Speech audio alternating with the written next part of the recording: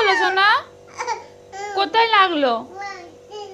হ্যাঁ, ওই দরজাতে লেগেছে? ঠিক আছে, আমি দরজাটাকে বকে দেবো। অলিকে লাগিয়ে দিয়েছে। ঠিক আছে, আর কেঁদো না, আর কেঁদো না, বাবা এখনই চলে আসবে। ওইখানটা?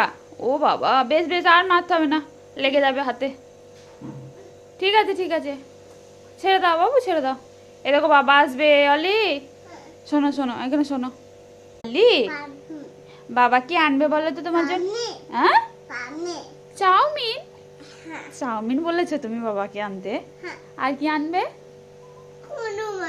হ্যাঁ, কি মাছ?